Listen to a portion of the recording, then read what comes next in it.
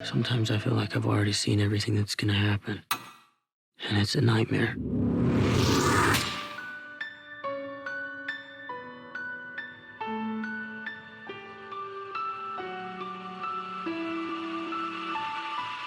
Cherry was directed by the Russo Brothers and stars Tom Holland and Sierra Bravo, and this is based on the novel and the true story of Nico Walker, a man who once joined the army and then afterwards gained PTSD and gained addiction to opioids and heroin, and eventually became a serial bank robber to feed his addiction and deal with his PTSD. And this was fantastic. I love this. Now, one thing that's very interesting about this movie, and for me, is that I actually read the book for it before it came out. It's been a very long time since I have done that. And what's really fascinating about the book is how unconventionally written it is. Because Nico, this is his first novel that he ever written, and he even says so himself that he is not an author and that it took him a very long time to figure out how to voice himself, essentially, but in a more like kind of fictionalized sense.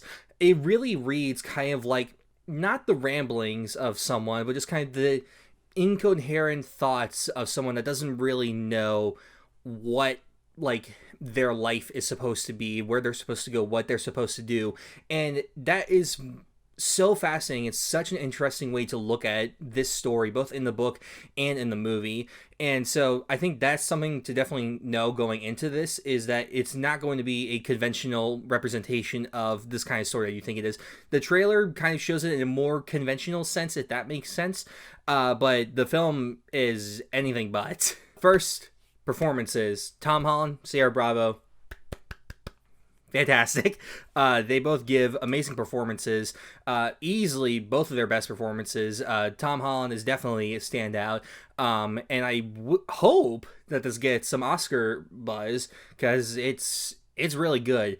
And not just because of how well the performances are, but the direction from the Russo brothers was not at all what I was expecting.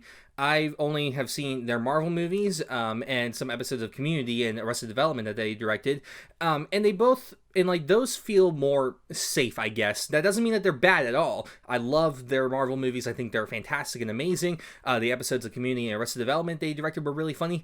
But here, it feels like because of the Marvel movies that they made, they now had complete like artistic and creative freedom to really explore this film in just the most artistically surreal kind of way that you could like really think of. Like from like minute one, like you're gonna realize that this is not gonna be done in a very traditional kind of sense like other war movies like American Sniper or Thank You for Your Service, because like the book is of how unconventional it is. The Russo brothers really took an unconventional route for this and made it feel more like an indie art film more than a traditional drug induced war kind of movie. It's very different, and it's definitely not going to be for everyone. I can certainly say that, but I absolutely loved it, and I thought that it was done very well. Now, the weird thing about reviewing this while also having read the book is that I have different perceptions of both the novel and the movie, and things that I think that both of them did well, but then others parts that they did better than the other, if that makes sense. One aspect is the relationship between Tom Holland and Sierra Bravo's character. In the book, it is definitely portrayed as a toxic relationship, but not in kind of like a physical way, more kind of like a psychological codependence kind of way that neither really understands like what it is until the drug addiction like really happens.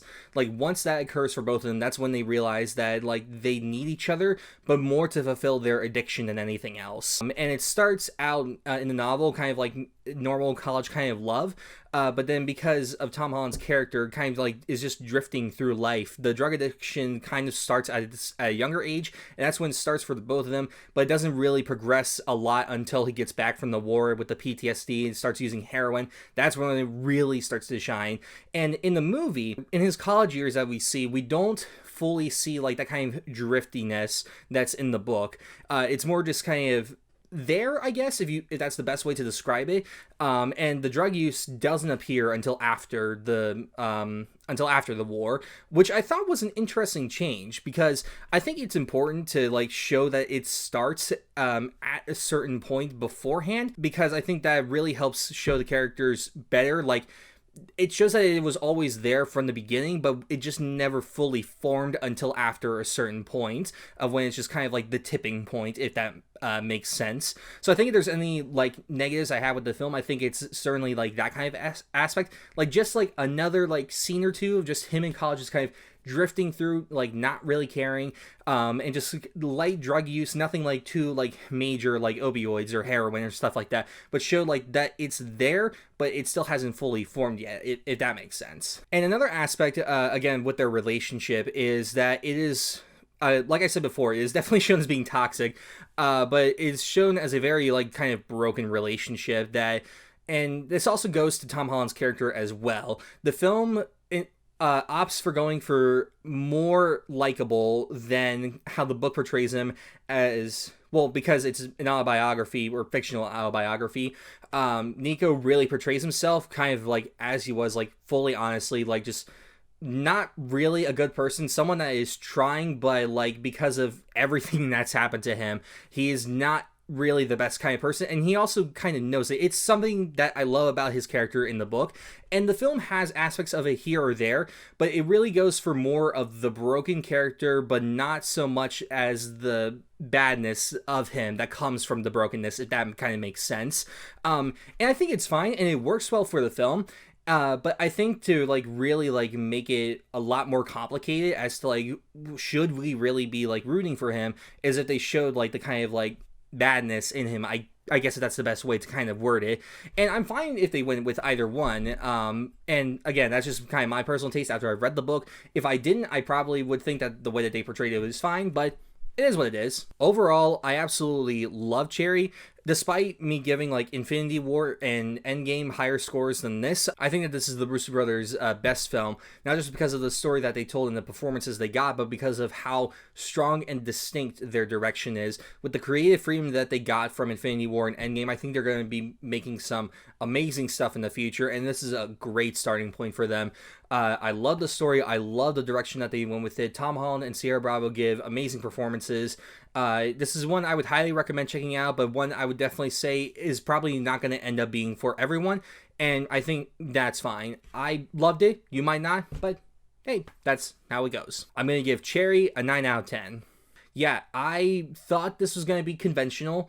Then I read the book, found out it really was not going to be conventional, and the movie also like proved that right, but more in the direction rather than the way that the story came about, which I loved.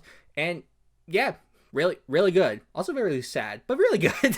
So that was my review of Cherry. Have you seen it? Have you read the book? What did you think of them? Let me down in the comments below. Make sure to like, share, subscribe, all the cool stuff, and I will see you all next time.